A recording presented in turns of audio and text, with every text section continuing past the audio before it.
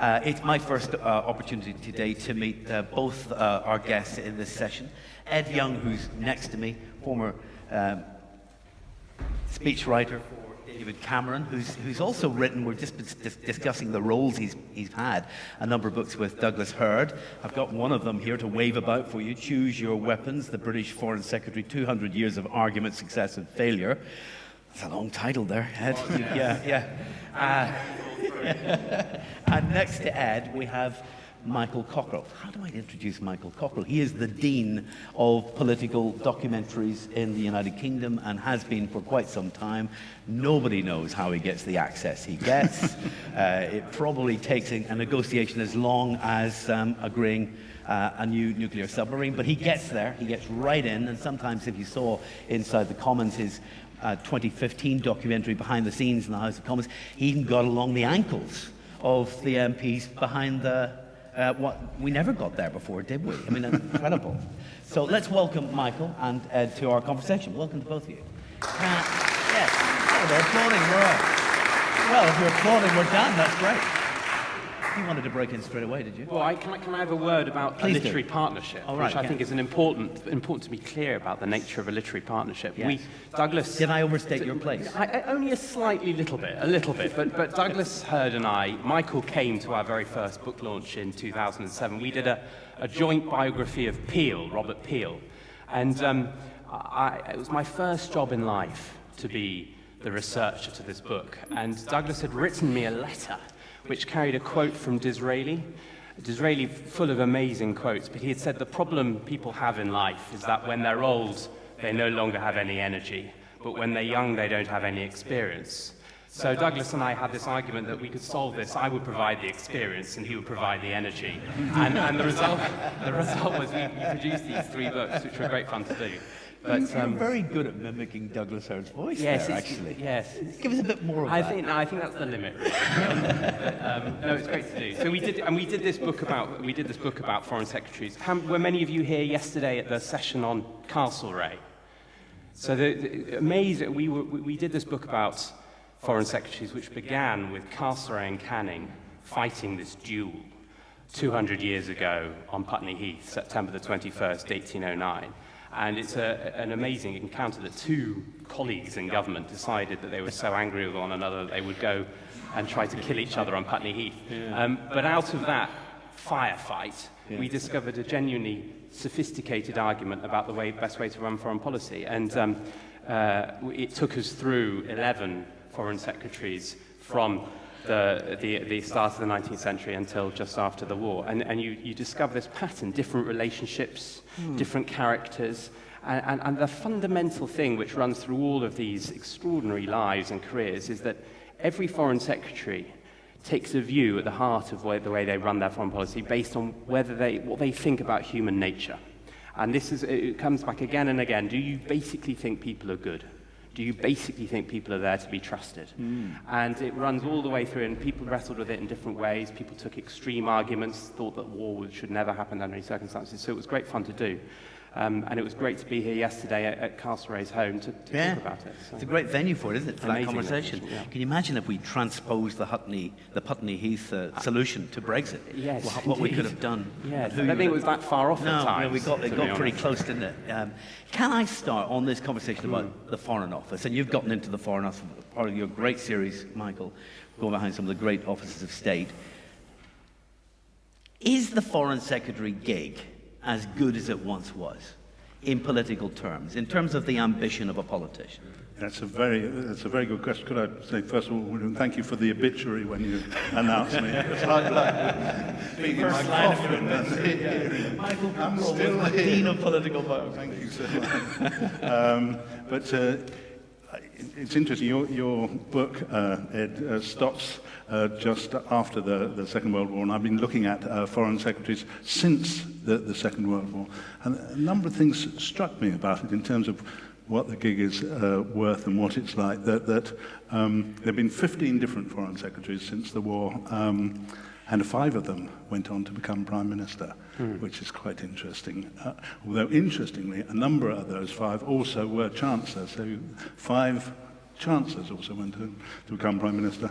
Only 3 Home Secretaries ever went on to become Prime Minister after the war. The latest is one we know. It's a graveyard. It's a graveyard shift. And the first one, of course, was Home Secretary before the First World War, Churchill. And the only other one was Jim Callaghan, who held all 3 great offices, so in some ways he doesn't count. And so there have been the 5 Foreign Secretaries who've become Prime Minister, 3 in a row in the 50s and early 60s, 3 old Etonians in a row, Anthony Eden, Anthony Eden, followed by Harold Macmillan, followed by Lord Hume, Alec Douglas Hume, and then no one till Jim Callaghan, and then the one that most people would probably forget, John Major, who was Foreign Secretary for about 5 minutes, I think. And then Mrs. Thatcher had a crisis, and John Major was appointed Chancellor after Nigel Lawson. He was the last one standing around. That's right. And indeed, when he first became Foreign Secretary, he walked into Number 10 and Charles Powell said to him, "What's the capital of Bolivia?" And he said, "I'm not answering that kind of question." The pub quiz question is. But the other side of Foreign Secretaries since the war is how many of them, for how many of them, it's ended in tears. The Palace of Dreams has ended in tears. I make it about 9 out of 15. Selwyn Lloyd was effectively sacked after Suez. Patrick Gordon Walker, Harold Wilson appointed him Foreign Secretary in 1964, but he failed to win election to his seat, and he in Smethwick, and he he stood again in a by-election which Wilson created, and he lost the by-election in one of the safest seats in London. Then George Brown, who famously became tired and emotional, which is a private eye euphemism for being won over the 8. Tony Crosland, poor old Tony Crosland, died in office at a very young age. Lord Carrington resigned because of the Falklands invasion. Francis Pym she appointed. She didn't want to appoint Francis Pym. She didn't like Francis Pym. She thought he was wet. And she sacked him the first time she had the chance after the 83 election. Geoffrey Howe famously resigned, and we know what happened there. Robin Cook was sacked by Tony Blair, and Jack Straw, to his great surprise, was sacked by Tony Blair. So a lot of them, it ends in tears. It's not necessarily the route to the top. Do you have the impression, Ed, that some politicians start out in life wanting to be Foreign Secretary? That's the dream gig? Well, as Michael said, the role and the significance of the role has changed. So when Castlereagh got the job in the 19th century, he didn't take it that seriously. The key was to be leader of the house. That was the most important job. What's changed over the last 200 years is the role of the Chancellor. So the Chancellor has grown steadily in significance and become the key job. In those days, in Castlereagh's days, he wasn't interested in being Chancellor. Nobody really wanted that job. Disraeli, when he was given the job, didn't know anything about it, argued that he couldn't count. And Derby, the Prime Minister at the time, turned to him and said, "It's all right, Disraeli, they give you the figures." and so you get the sense that this role was not very significant. But the role changed. The role changed. I think the role of the Foreign Secretary has a natural romance, which remains. I don't know if you agree. I feel that there is something about the sphere and the scope of that work that is different to any other job in government. And the characters who have taken on the role, on the whole, have had a thirst for doing that kind of work, which is different. And I think you see that again and again. Anthony Eden is the classic. He considered a job actually as a diplomat going into the Foreign Office, didn't do it, but throughout his political career, his total focus was on building a reputation in international politics and international relations. And that you see again and again with various individuals. I think there is something different about it. I think that will always remain. I think you have intellectually, it gives you a broader sweep. You can think about big challenges, fundamental challenges. It's quite a philosophical job in some ways, as well as being very practical. So there are different ingredients to it. Some people like the element of prestige. So there are aspects of that job that will always be different and attract people to it. But in terms of its actual significance, it's certainly less than it once was. Well, we're going to be talking about the current incumbent. I'm not going to mention the name of the current incumbent because things go crazily strange all of a sudden once you mention his name. So we'll get to that eventually. And we'll talk about how we'll say something about the nature of the job. Once we mention the name, whoever that's the only thing we're going to talk about, right? So we'll pause before we mention the name and how the office is changing with Brexit and what's happening right now. But we also want to show off the BBC archive, of course, because we've got some wonderful films, many of them from you, Michael, which have taken us inside the Foreign Office. Introduce this first clip for us. Yes, and it's absolutely related to what Edward has been saying in terms of the nature of the role of the Foreign Office and the Foreign Secretary compared to in previous decades and centuries.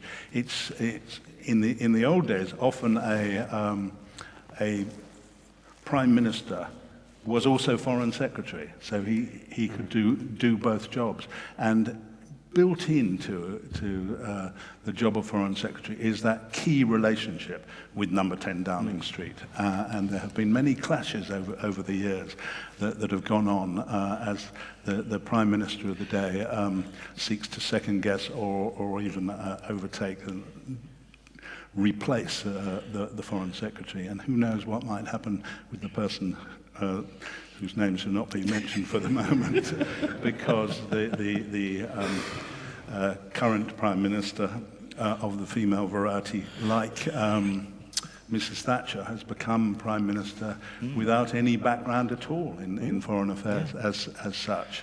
So this is a clip from the film I made called The Palace of Dreams in the Great Officers of State. Right. The absolutely key relationship for the Foreign Office is with the Prime Minister of the day. The Foreign Office looms physically over 10 Downing Street. But Prime Ministers often want to be their own Foreign Secretaries and cut a dash on the world stage.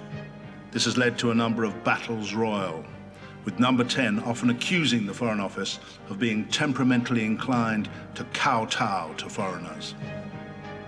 The toughest negotiations any Foreign Secretary has are always with his own Prime Minister. For the Foreign Secretary to be effective, he has to have the backing of the Prime Minister and his cabinet colleagues. Otherwise, he's ineffective.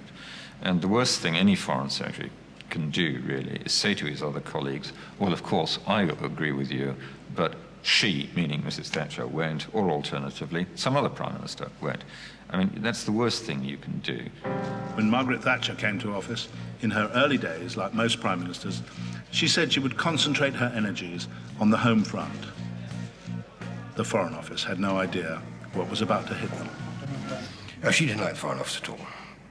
Famously, she said, we have a Department of Agriculture to look after farmers, we have a Department of Defence to look after the soldiers, and we've got the Foreign Office to look after the foreigners. Mrs. Thatcher quickly began to relish her role on the world stage and liked to quote the line that when it came to standing up for British interests, the Foreign Office was just a hotbed of cold feet. The Foreign Office thought I didn't have much skill at diplomacy. Certainly diplomacy wasn't my forte. It was a policy that was right for Britain, which was my forte.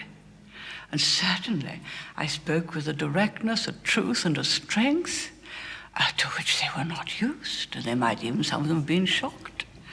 After all, their whole culture was not sense of purpose, sense of direction. It was compromise, it was negotiation, it was diplomacy. Compromise was a dirty word in Mrs. Thatcher's political lexicon. She felt that because we spent so long studying foreigners and learning their languages and living in their countries, that from time to time we forgot who paid us and where our interests were. She used to hate that expression. Let's find a form of words, Prime Minister. That sort of implied to her rightly, papering over differences and distinctions and trying to obscure concessions. No, she wanted it black and white, and she liked to confront people and issues very directly. Tensions between Prime Minister and Foreign Minister are not unknown.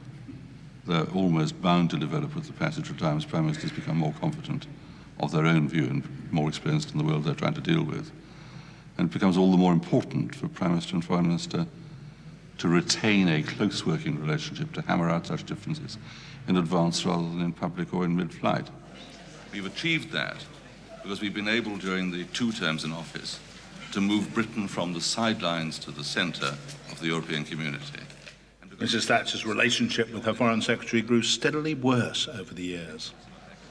I think they were a rather effective duo in a way, provided neither tried to play the other's role. The trouble is, of course, both of them often wanted to play the other's role as well.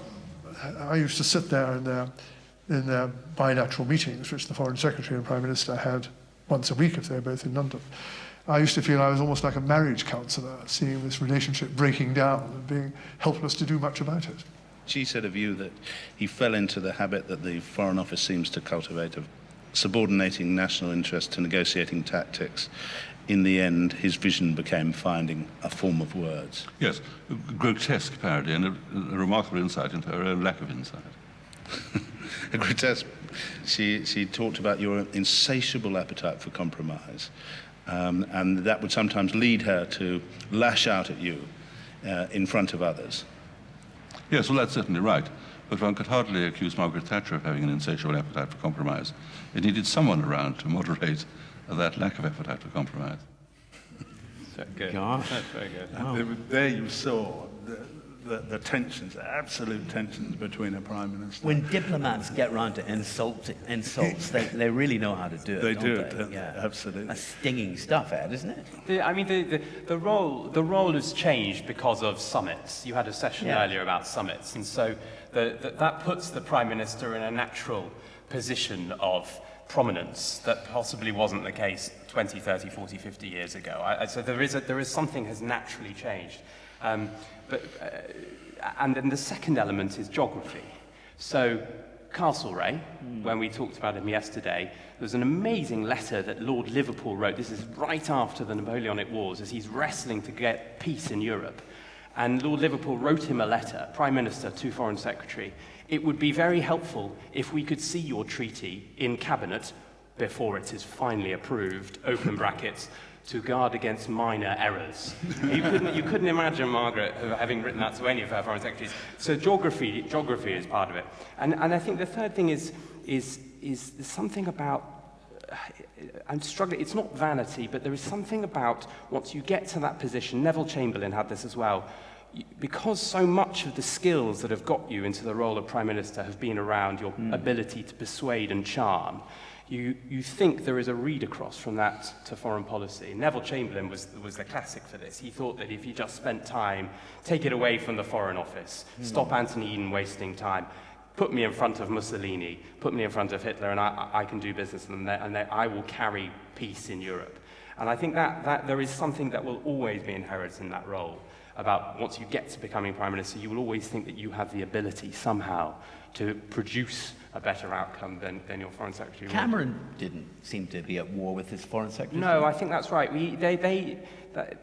He was helped greatly by Ed Llewellyn, who was my boss, who was Dave's Chief of Staff. And Ed had worked for a long time in foreign policy in one form or another. And he was the crucial bridge. And so there was never a need, really, as far as I saw, for Dave to feel that foreign policy was moving in a direction that he wasn't comfortable with. I think even that said, the events that took place, the Arab Spring, Syria, that again will always put the Prime Minister into a position where they will feel the need to act and to drive it. Exactly. Yeah. And the natural drama of events, that is something that every Prime Minister will always want to respond to. I saw it when I first joined when Russia invaded Georgia. Again, that's the same pressure just to respond. So it will always be there, but that's right. The last PM had an exceptionally good and constructive relationship with his foreign secretary. You almost get the impression, Michael, that when there's a change of leadership in Downing Street, the Foreign Office is waiting for the email to discover what their purpose is now, because it kind of changes depending on how the Prime Minister sees that Department of State. Yes, I think that's true. And we might, just before we go to contemporary, just go back to Tony Blair and this crucial figure that has been in with successive foreign secretaries, who comes from the Powell family. You saw. You saw Charles Powell, who said that he had to play the role of marriage guidance counsellor. His brother, Jonathan, when almost by some kind of hereditary succession, when Tony Blair became Prime Minister, his brother Jonathan then worked doing exactly the same job for Tony Blair. And we'll go in a second into a clip about it. But it seemed to me that in the unwritten British Constitution, there had to be a Powell behind the throne. So if you run the clip. Let's see that clip. Ironically, Jonathan Powell was recruited by another Destiny Prime Minister and was the Powell behind the throne throughout Tony Blair's years in Number 10. Like most Prime Ministers, when Tony Blair came to office, as when Thatcher came to office, they were basically interested in domestic policy rather than foreign policy. So when they get into the job and they realise what they've got to do in terms of foreign policy, how much of the responsibility lies on them, that's when they get fascinated by it. And were you aware of how the Foreign Office saw Tony Blair in terms of what was said to be a marginalising of the Foreign Office because he would take over foreign policy himself? Well, yes, of course. I came from the Foreign Office, so I knew precisely what they thought when my brother was there, and they felt that Thatcher had been marginalising the Foreign Office on foreign policy. And then I knew what they thought when we were there, and they thought the same thing. There's always a sense in the Foreign Office that Number 10 is trying to trump them, trying to run foreign policy, and it should really be left to them. But for the Prime Minister, it is somehow easier to make things happen in foreign policy. You can, by saying something or doing something, change things in a way that takes a much longer time in domestic policy. If you're changing health or education, there's a long, hard grind to make things change. Foreign policy, by attending a conference, agreeing a EU budget, whatever it is, you can make a bold stroke much more easily. Or, as he might have added, start a war much more easily. Start a war, yeah. Yeah. Did you detect in that answer a sense that the Foreign Office has a little institutional paranoia? Well, I think the thing is, you have to remember the context. My literary partner, after he being Foreign Secretary, there was a huge outcry against the nature of British foreign policy. Robin Cook had come in and promised what it was called an ethical foreign policy. Wasn't entirely clear what that meant, but an ethical foreign policy. And something fundamentally was seen to have broken, in that the Foreign Office and the way it worked for the world was not equipped to deal with humanitarian disaster, wars within countries, people killing their own people. And so I think part of what happened after 1997, particularly in the run-up to Kosovo, was that Tony Blair and Powell took policy in a different direction in order to change the way the Foreign Office worked. There was a great speech Blair gave in Chicago in 1999, one of the great speeches that he ever gave, which set out a completely new way of thinking about foreign policy, where there was, in effect, a right to intervene in certain circumstances. The issue was that the argument got blown into the trees when it came to Iraq, because he used those rules to apply to something that probably he shouldn't have done. But I think that you have to remember that the Foreign Office at that time was discredited, fundamentally discredited. And so there was a deliberate shift. You could see why they did it. And then over time it has balanced out. I mean, I think there will always be a sense of frustration from officials that Prime Ministers who aren't necessarily completely on top of the facts are fiddling with things they don't really know anything about. But I think that there was a circumstance in that situation which, to some extent, made it understandable. I mean, you're right about that Chicago speech. It sort of changed what had been the doctrine that you don't intervene in the internal affairs of another country unless it's a direct attack on your own interests. The UN Charter law, isn't it? Yeah, exactly. And he redefined it. And I think that one of the key moments for Tony Blair, as far as that was concerned, was when he went to the immigration camps in Kosovo. and the Kosovans were so pleased to see him, and they were all shouting, "Tony, Tony, Tony, NATO, NATO, NATO." And in the refugee camps 9 months later, many of the children born in the refugee camps were christened Tony or NATO, and some of them were actually christened Tony NATO. and I think it sort of went to his head. He got a sort of messianic complex, which when he met George W. Bush, who had a messianic complex from the other side, they saw eye to eye over Iraq. The other thing I would add is that you in foreign policy, you're always taking views about what to do based on history. And people have history books that are too thin. They're always judging policy by their most recent experience or the most recent sort of disaster. So Anthony Eden went wrong over the Suez Canal because he thought Nasser was another Hitler. And I think what happened a lot with that period after the 1990s, after 2001, was that Blair did something similar. He looked at history in a confined way. You have to have history. History never gives you the answer, but it gives you a playbook to think about. And he never fully analysed in depth the parallels. What is the right parallel? Is there a parallel to the experience that you're having at the moment? It becomes very easy to say it's another Hitler or appeasement doesn't work. Truths that may or may not actually be applicable in any given circumstance. And I think that's a crucial thing. He kept on talking about history. There's a sort of, the weight of history is on our shoulders. And presumably that's one of the roles of the Foreign Office as, a custodian of history, to actually remind the Prime Minister, we've kind of been here before. You weren't born at the time, but we've been here before. This is what happened the last time we saw this. Yes, that is absolutely the role of the Foreign Secretary and of the Foreign Office, to do that. But your problem is if you have a politician who has this sense of destiny, a destiny politician, you could see it 100% in those clips of Mrs. Thatcher. I'd forgotten what a wonderful performer she is. I could watch those clips forever. It was amazing. She could have hidden the contempt a little bit more.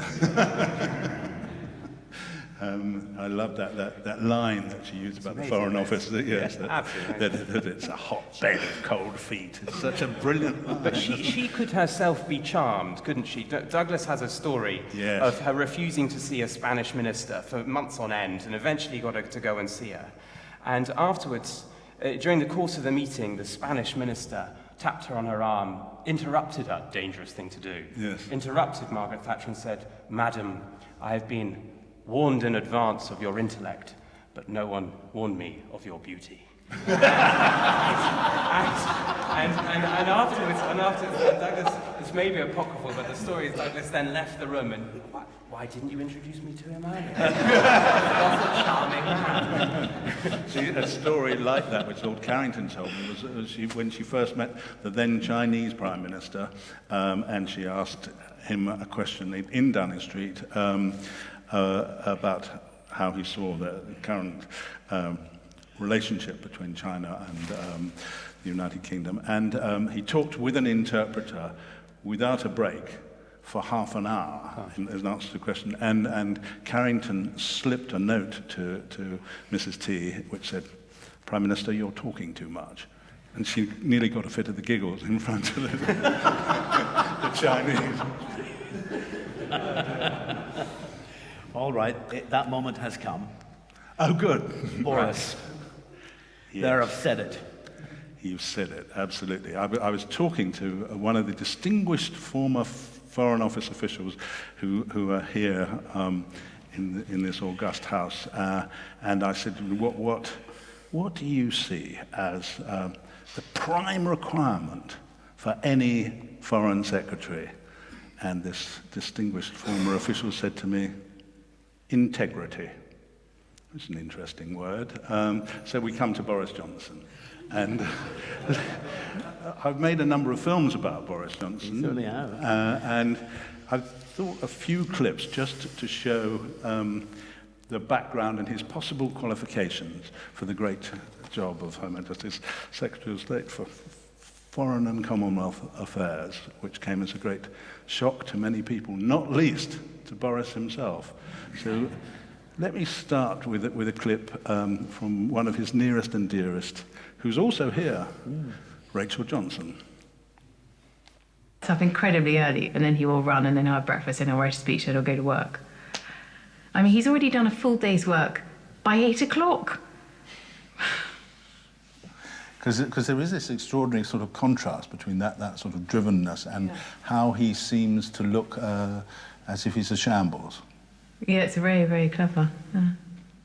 Boris isn't pretending to be chaotic, he really is utterly chaotic. And getting Boris to do his expenses or to fill in pieces of paper or sign forms is an almost impossible task. He's always been like that. And in a way, it's a form of, it's unusual. He's got discipline when he wants to have it, when he thinks something's important enough. That if it's something that is going to seriously promote his interests, Boris will be there at the right time on the right day. He's a sly fox disguised as a teddy bear. He's very clever and he's very likable. So that last one was, of course, Conrad Black, who was the owner of the Daily Telegraph. Quite an endorsement. A sly fox disguised as a teddy bear. And before that was Max Hastings, who was Boris's editor at the Daily Telegraph, where Boris was a journalist at the Daily Telegraph. So we can move swiftly on to the next clip, where Max tells us about how he chose Boris to be his man in Brussels.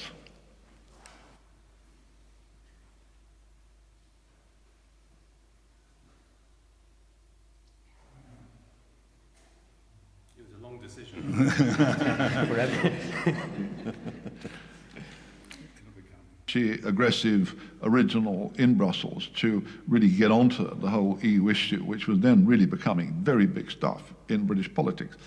And we just looked around for our brightest and available young man, and Boris looked like it.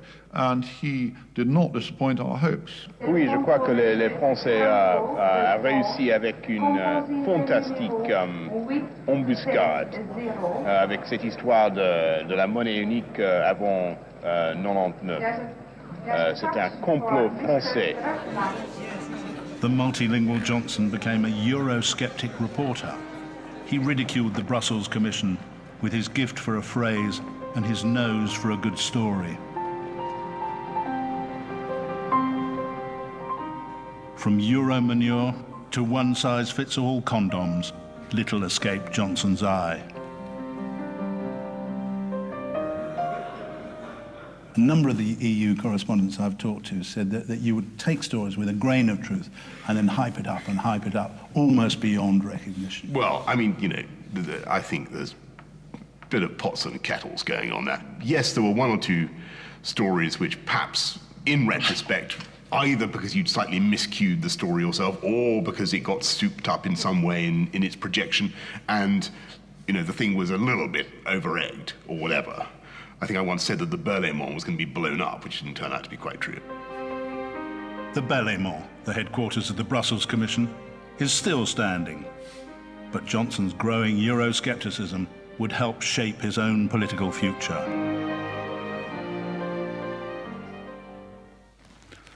So there you saw something of Boris's formation and the start of the many hostages to fortune he has given over the years in terms of insulting many of the heads of state and heads of government around the world, including calling Hillary Clinton, she looks like a sadistic nurse in a mental hospital, that kind of thing. Yes. So it'd be nice when he meets President Clinton, if that's what she becomes. But the other side of it is this extraordinary appeal, public appeal, that Boris had developed over the years. Whenever you go and film with him, people are saying, hello, Boris, people of all kinds. Yes. And he does have this charisma, partly based, which you could see a bit there, and you'll see a little bit in this next clip, on his extraordinary sort of bumbling manner. Now, is he? We know that he was a classical scholar. He understands about history.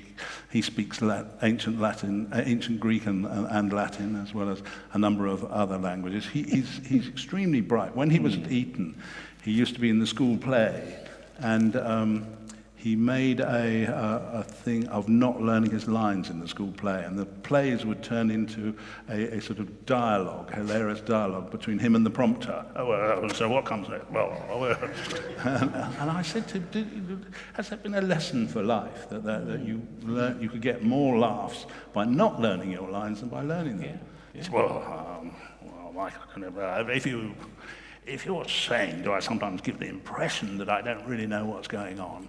Well, sometimes I don't really know what's going on, and it gives me more time to think. But even if I do know what's going on, it also gives me more time to think. So he sort of accepted this. Now, it'll be quite interesting. Yeah. Diplomacy is often a matter of the exact word, the exact verb. Yeah. There was a huge thing about, in the United Nations, over whether you put a "the" in the occupied territories or occupied territories, and they spent months arguing about that. So Boris has a gift of imprecision. But what conclusion did you come to? Is it strategic shambles? Yes. You think so? Yeah. I think he's very bright and he knows what he's doing, but he is also something of a shambles. I mean, a friend of mine went to do an interview with him some years ago, and arrived at his house. And Boris was going up north for some trip, and arrived at his house about 20 minutes before the train went from Liverpool Street. Boris's first was, "Oh God, can you help me? I can't find my trousers." So he looked around the house for Boris's trousers, and so they set off. The taxi work get to Liverpool Street, and Boris goes, "Oh, cripes, where's the piece? We should be at King's Cross," and they missed the train. So there's something of Boris which there is a shambolic nature. Although, Max said if it's in his interest, then he gets there booted and suited on time. Let me show you one clip before we go into his qualifications for the job. He became this extraordinary famous figure, especially once he hosted, effectively, as Mayor of London, the Olympics, and we showed him some clips of the crowds in Hyde Park as he launched the Olympics, shouting, "Boris, Boris, Boris." And he said, "It's very dangerous, You can see why Roman emperors had these bread and circus." Great. It's a wonderful feeling when they were shouting, "Boris, Boris, Boris." I said, "Would you like to be a Roman emperor?" He said, "Oh, a lot of them came to a sticky end." And that's the cue for the next clip. He'd fly through the air with the greatest of ease, a daring young man on the flying trapeze. His movements were graceful, for girls he could please, and my love... A sticky end was the mot juste for Johnson's celebrated trip, which climaxed with the daring young mayor stuck on the zip wire. I want you to know, it's going well, it's very, very well organised. Get me a ladder. I want you to know that was far more painful and frightening than you might think. In what way? Because it was, to start with, it was jolly high up. And after you stuck up there for a while, stuff starts to chafe and so on and so forth. Well, around your groin? I don't want to go into these details, Michael. I mean, it was chafing was involved, but... I thought you wrote in your book. Did I? Right. Yeah. So I'm only quoting you, Boris. This is what's so difficult. I quote you. I can never remember what I've written. Okay. You said it got very, very tight around your groin area. Did it? Right. Well, if that's why I wrote in my book, it must be absolutely correct. If any other politician anywhere in the world got stuck on a zip wire, it would be, disastrous. For Boris, it'll be an absolute triumph. He defies all forms of gravity. His Olympotastic performance enhanced his image as a political celebrity. He defies all political gravity. Did you write that line? That is a great line. You must have written that line. Well, the paradox of this man is, you sort of said it before, by every normal standard of political success, he should have failed, right? He breaks every rule, every possible rule, right? So says things he shouldn't say, rickety headlines, odd things going on elsewhere, has all kinds of disasters lettered behind him, and yet he soars past it. I actually don't almost think they are hostages to fortune. I think paradoxically they're helpful to his own fortune, because he breaks the mold. He's like Are we all deliberately avoiding the Trump analogy here? Well, steady on. Let's just let's begin with another analogy. We wrote a book about Disraeli, and actually the better parallel is Disraeli, who was exactly the same. So started off as a journalist, wrote things he probably regrets writing, had all kinds of issues going on elsewhere, series of disastrous encounters, and consistently said things that he shouldn't have said that were thrown back at him, and yet he soared past it. And what Disraeli discovered, that I think Boris also has, is that in an age where pomposity is treated as a virtue, having imagination and humour, and someone who very clearly, every time he speaks, tries to be at his very best, is a game-changing thing. I think what you got is, when I was in politics, we used to talk about trust in politics. I actually think it's cynicism. I fundamentally don't think that people, the public, go to sleep at night thinking that we are run by a class of crooks. We're clearly not. What we are run by is a class of very banal members of parliament who've got used to going on television and not saying anything that breaks the party line, right? And you get this slightly damning experience of listening to the Today programme in the morning and hearing very intelligent people operating at the bottom of their abilities. And the charm and the power of Boris is that he clearly doesn't do that.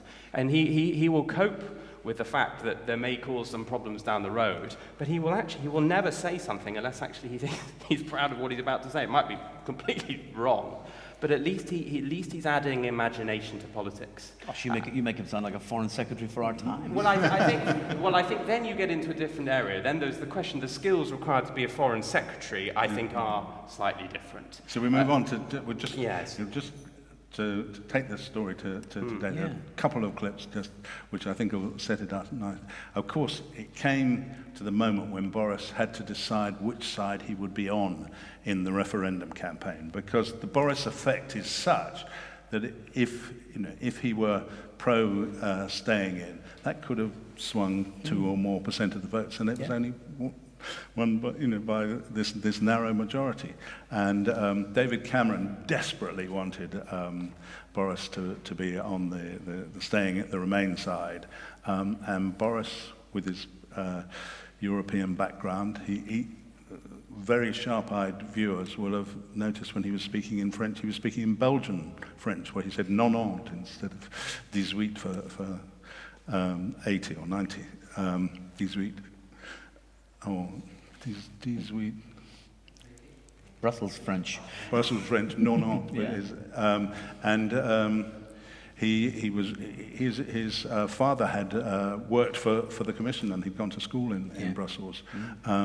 So he has this great dilemma as to what he's going to do in the referendum. So we can run this next clip if we.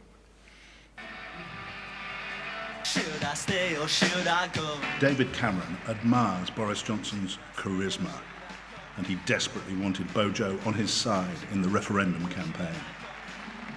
But Johnson wouldn't make up his mind. Should I stay or should I go? In February, he drove to his bolt hole in Oxfordshire, having said he was genuinely conflicted on whether or not to go for Brexit, and was veering all over the place like a supermarket trolley. Johnson was being offered a top cabinet job by Cameron if he joined the Remain campaign. He decided he would use his weekly Daily Telegraph column, for which he's paid $250,000 a year, to help reach his decision. I've been told by someone in a position to know that you wrote 2 articles for the Daily Telegraph, so you knew you had to have an article in the Daily Telegraph on the Monday. One was for staying in, the other was for getting out. And the person who told me this said that the one for staying in was the more persuasive. Well, on the contrary, the one, I don't know what your conceivable sources for that information may be, but I can tell you seriously that I decided that it was much better for our country But go out. this person said that your arguments for staying in were stronger than the arguments for coming out. Perhaps, I don't know. But you did write the two articles. I certainly, what I can say is that I wrote... There's a way of helping you I make wrote up it, your and mind. I'll tell you what the second article said. What it said was that actually, irrespective of my objections to the way the EU was going, in order to support my party and the Prime Minister, it would be better to stay in. And I thought, in the end, that wasn't a good enough reason. Now, let me say about Boris, I have huge respect for Boris as a politician. He's a great friend of mine. He is a fantastic Mayor of London. I think he's got a lot to give to the Conservative Party. I think he's got a lot to give to this country. But on this issue, I think he's got it wrong. And I think he's reached the wrong conclusion. So we're going to have, I hope, a very reasonable and civilised argument. It was the latest contest in a relationship between the two men who'd been friends and rivals for nearly 40 years. Well, I think that was clear confirmation of the two articles at least, wasn't it? I mean, his first response was to immediately confirm it, then change mid-sentence before, and then he came right around to confirming that he'd written two pieces. Yes, exactly. Yeah, it's an extraordinary story. And the whole referendum campaign was extraordinary from that point of view. And in terms of, I mean, maybe you're in a better position to say it than me, Ed, in terms of what David Cameron's view of Boris was as far as where he would be on the referendum and how he reacted to Boris's decision. The parallel I think on this is, now this is a hostage to fortune. The parallel I see in Boris Johnson is he's like Churchill in the 30s, where he took decisions on things that were probably wrong, and he regretted. So Churchill in the 30s took the wrong view on abdication, he took the wrong view on the India Bill, but he was right in the end about appeasement. And I think Boris is quite similar. I think he once he forms a view, it isn't necessarily the view that will help him in the long run, but it will be there and it will hang around his neck. And I think that's what's happened in this situation. I think Boris will recover from whatever went on, and he certainly will, because his ability is so clearly there. But I think it's a very similar man in some ways, that he's absolutely, once the decision is taken, it's held to at all costs. I never found in all my encounters actually that there was any deep antipathy. I found, as a speechwriter, I had to work harder on the speeches when the two men were side by side for my boss. But I wouldn't go any further than that. I never found any deep sort of dislike. It was always, on the whole, good-spirited. This isn't quite like Blount versus Blair in the last years. I never quite found that. I don't think it was right to push it down that path. But it certainly had a significant impact on the history of our country. Yes. In the appointment of Boris Johnson to the Foreign Office, have they kind of filleted the Foreign Office so much that it's not really a Foreign Secretary role anymore, as we understood it previously? Can I say a word about this from a sort of a historical context? Ernest Bevin, right? Great man, Ernest Bevin, trade union warrior, extraordinary man in the Second World War, became Foreign Secretary, and the Foreign Office were in uproar. What on earth to do with this man? Ernest Bevin used to take his false teeth out in the middle of meetings as a sort of diplomatic trick. He would deliberately mispronounce the names of his interlocutor. He refused to call Molotov, he called him Maulatov. And so he used to open discussions at diplomatic meetings by introducing his doctor, Ernest Bevin, overweight, dying. He used to introduce his doctor to everyone around him by saying, this is my doctor, John, and he treats my behind like a dartboard. And so just to be clear, and this is an important context for the conversation we're about to have, there is an asset in diplomacy to being slightly idiosyncratic, let me put it that way. So I think the Foreign Office can cope, is my view. But what are they coping with? Ernie Bevan also said, talking about his red boxes, whenever you open this red box, you never know what's going to come out. I mean, no, it's more than that. It's the. I'll come back to it. I've got the book here. You've got it. But I think there is a parallel there. There is a parallel. And Bevan did it. Bevan was, he was a great man in many ways. But the machinery of the Foreign Office was confused, baffled by this man who came in, a very delicate time in British history. So by that analogy, when you open this Pandora's box, we Oh, never know what Trojan horses what flock of Trojan horses. Yeah. It It was absolutely amazing. So by the analogy though, with Bevan, do you mean the Foreign Office is struggling a bit to know what to make of it? I just mean that the analysis which is always applied, that what you want in the Foreign Secretary is a calm, steady pair of hands, I don't think is necessary. William Hague. I think you get different models of being Foreign Secretary.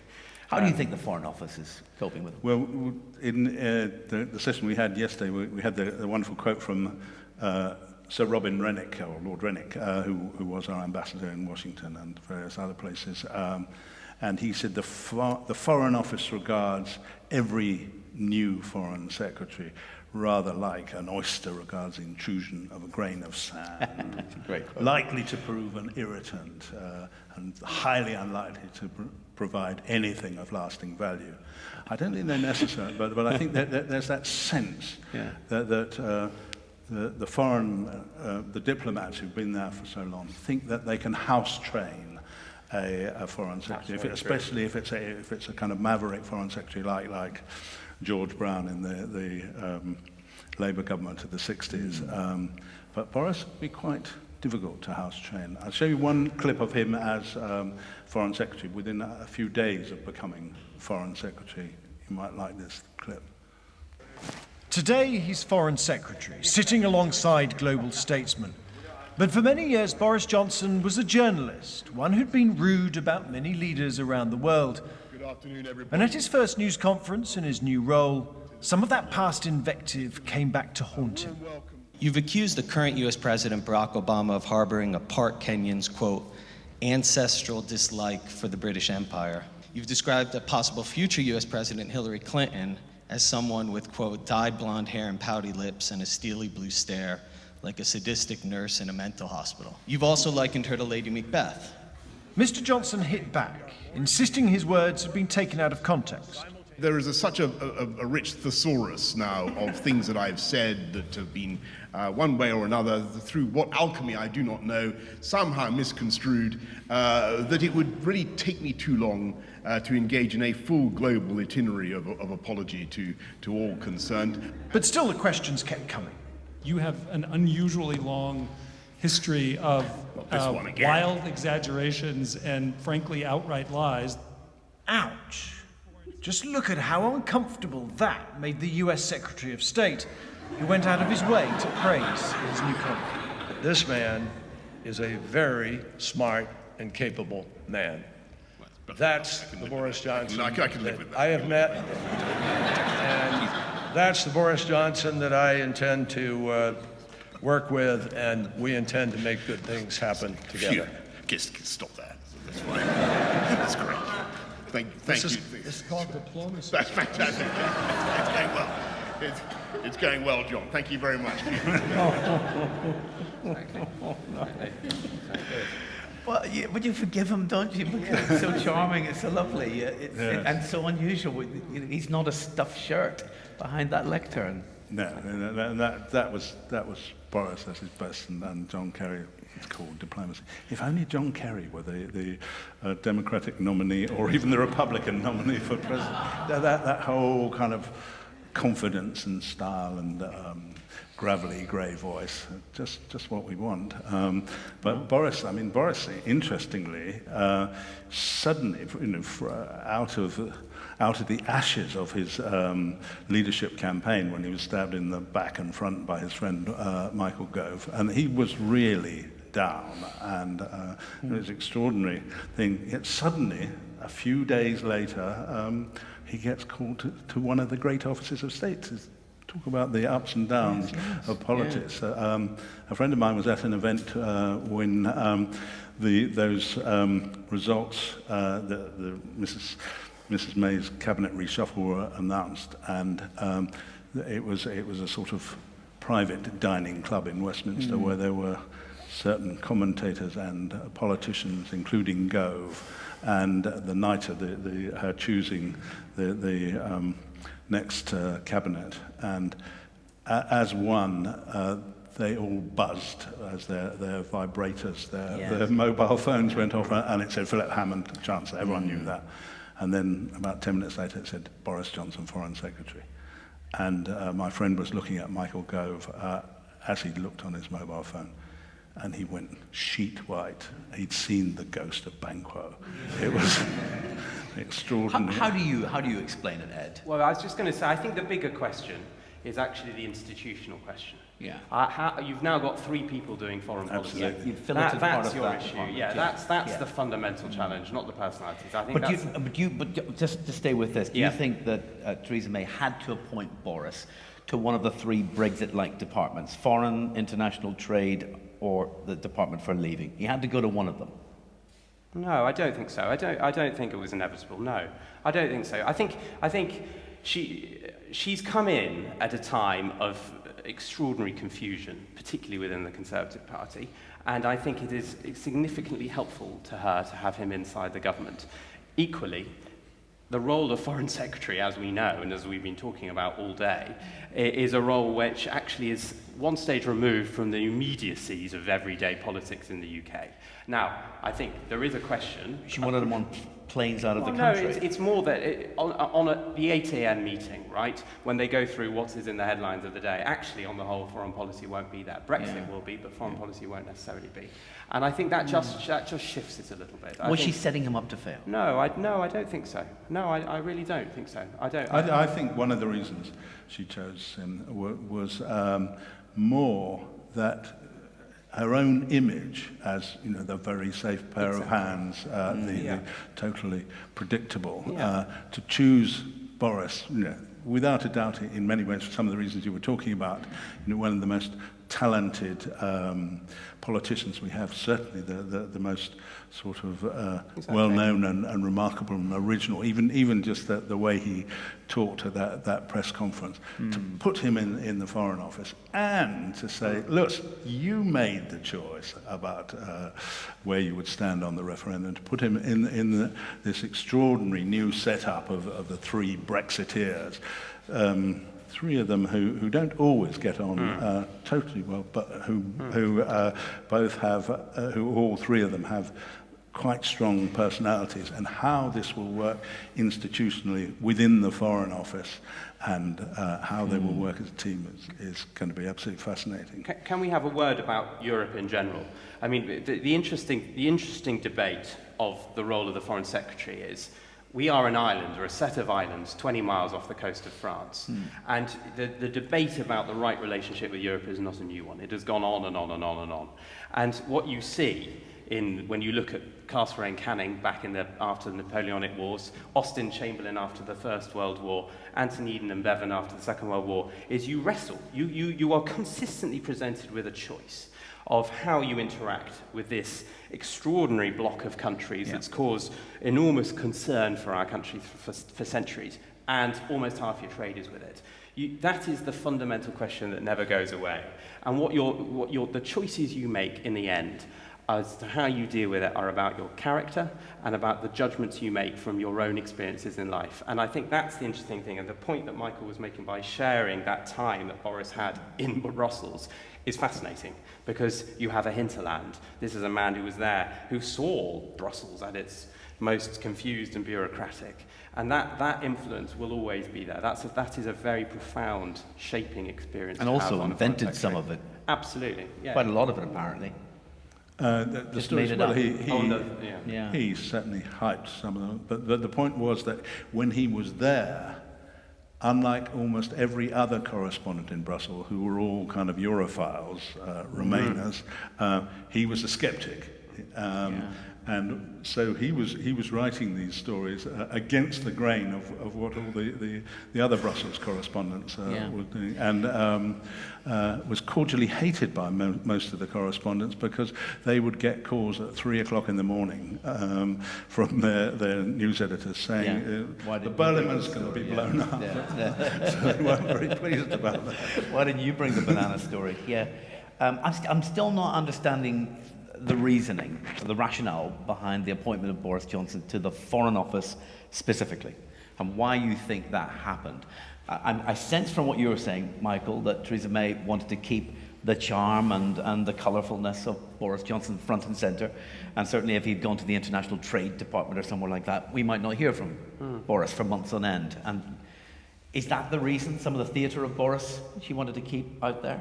Because I have heard some people saying, by putting him into this position, she's setting him up for a fall. Those moments, we're going to see more of those moments with John Kerry. I don't think any Prime Minister ever does that. They do sometimes send dangerous people. They use it to send someone effectively into internal exile, but that's exactly not what she's doing with it.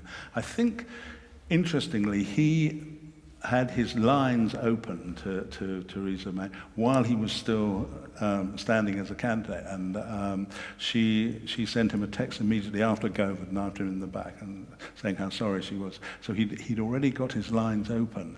And quite interesting, she hadn't got the same sort of past history that she had with Michael Gove, with Boris. She had a little bit of it when during the Brixton, the riots in South London, Brixton, and when she came down in 2011 to try and sort of calm things down, and she was doing. Then suddenly Boris turns up with a broom, and so all the press just go from one to another, and he says, "We're going to sweep up the mess," and she knew how he could upstage her, but I don't think she bore a grudge on that. What we've not talked about today is prestige, and a lot of foreign politics, this phrase that my co-author thinks he invented, but Geoffrey Howe thinks he invented, which is that Britain punches above its weight in the world. And there's this great literary debate who invented this phrase. But this phrase is an important point, right?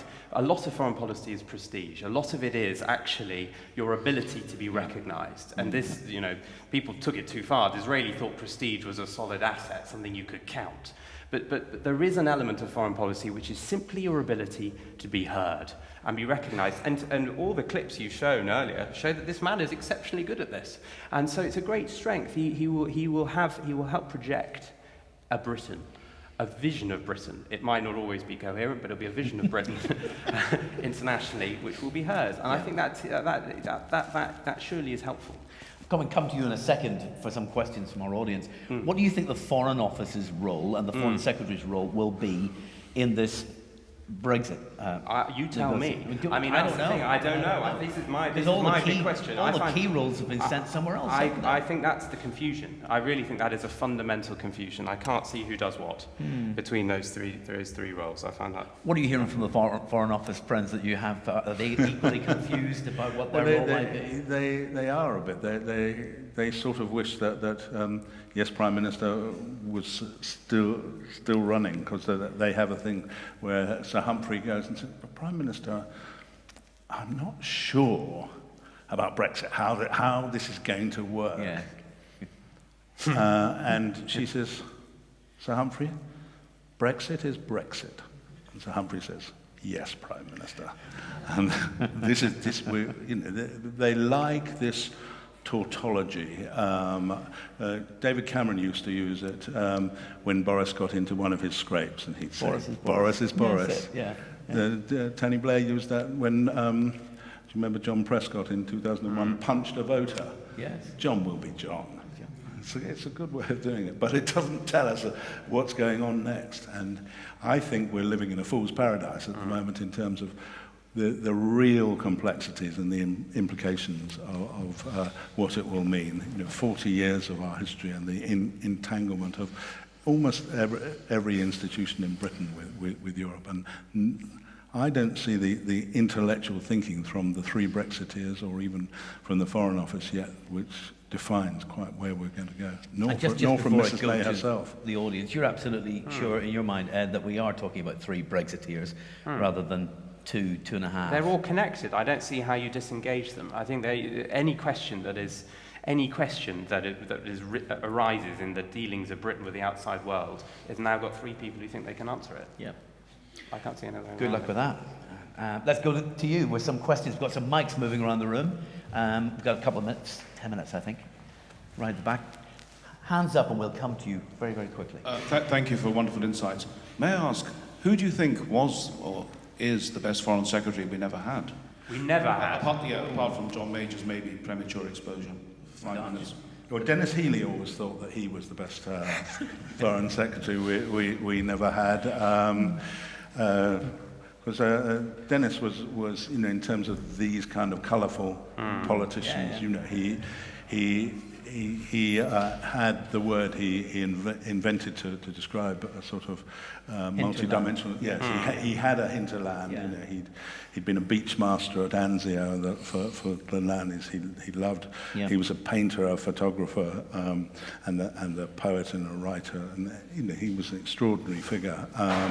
And he was shadow foreign secretary for a lot of the time. And people think he was foreign secretary, but he never was. Yeah. I think the greatest foreign secretary we never had was Disraeli. Because if you read the Disraeli quotes, his view of the world, Disraeli genuinely believed that the world was divided into a world of empires run by princesses, priests, and secret societies. And the things he wrote about the way the world worked are absolutely amazing, absolutely hilarious. And you think, you know, that interaction is funny. Imagine Disraeli on a pedestal with the Tsar, who he, you know, abused 2 days earlier in an article. It's absolutely amazing. I think that would have been a cracking experience to witness. The Illuminati type of... Absolutely, yeah. And Disraeli had a very odd view about religion. So Disraeli, Jewish, but baptized a Christian.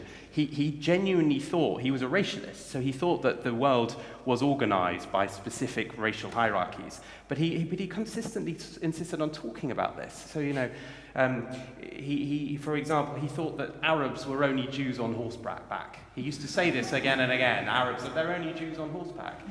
God never spoke to a European, so why should I? I mean, you know, you can imagine, this is the kind of stuff that we'd have dined out on for weeks. And you think that makes him the best? I think it would have been entertaining. I think it would have. Exactly. From a journalistic point of view, he's the best we never had. I think somebody else in the middle. Yes, let's get a mic to you in the middle, and then we'll come to this lady at the front. Yeah, go ahead. With Boris Johnson being as charming as he is disarming and as compelling as he is confounding, I would feel quite sorry for the respective legal teams where any agreement was having to be drawn up by those countries. They could be travelling in parallel paths and think they've all reached a different agreement. How would that be resolved? Or do you think that's always going to be Boris Johnson's get-out clause, that he's been misinterpreted? Yes, he did use it. I noticed that he used that phrase a number of times, taken out of context. Misconstrued, I think, you know, like construing a classical translation. But I think this will be one of the interesting challenges when the words of the agreements that are reached will have to be absolutely precisely agreed. And Boris will be able to talk his way out of it, but his legal teams will have to work very closely with him to make sure that's what we're saying, Boris. Yes. Put your hand up. Sorry, this lady here. I think someone at the back over there had a hand. No, maybe not. Okay. I actually think Boris could be our secret weapon. Yeah. A very clever choice. Theresa May can do her normal, calm self. They don't really know whether he's going to eavesdrop, interpret. Our competitors around Europe have got a big trouble on their hands, I think. I mean, it's a sensible point, isn't it, about his personality? Exactly. People might open up to him in a way that they might not to a traditionally stiff British Foreign Secretary. I mean, he's a very forthright man, and I think when push comes to shove, he will actually show his intelligence. I can't say I'm politically motivated in. Are you his aunt, by the way? I'm just checking. Are you his aunt? I've got a sister here. Are you not relation or anything to Boris? Oh no. Just check. I think. Can't you see? I mean, no, that's actually, all right. Donald Trump. You're Donald Trump's hair. I think he'll certainly be a weapon. How secret a weapon, I think, is an open question. Good luck keeping that a secret. We talked earlier about the point about the appearance of confusion and disorganisation. I strongly think that is a huge asset, because you can imagine the situation. You're going to go into a slightly complex technical briefing on agricultural subsidies. And your interlocutor will think that you're dealing with someone who doesn't really have any clue what's going on, but actually this super sharp brain is active behind the scenes. I think that is clearly helpful. I really do. But sometimes he doesn't have a clue what's going on. I don't. He has told us. Yes, but I wonder. Even then, I wonder. Yeah. Whether that really. No, but I also think, in terms of that relationship with a prime minister, there have often been very good relationships between prime ministers and their foreign secretary, where they and one plays the hard cop and one plays the soft cop. One is the humorous one, and the other is the straight man. That's I think he and Theresa could be a formidable double act. They won't really go to Council of Ministers meetings much anymore. But Clement Attlee used to say, the point of having a foreign secretary is it's like having a dog. And if you don't let the dog bark, there's no point to it. And I would ask you all to consider that metaphor as you think about our future. We can think what kind of sheepdog Boris might be. You preempted my question. What type of dog? I think he's the Dulux dog, isn't he? What kind of dog is Boris? Go on, Ed. It's Golden Labrador, really, isn't it? Oh, yeah. Yeah. I'm going to have to bring this meeting to heel. Let's thank Ed and Michael. Haven't they been wonderful? They've been fabulous.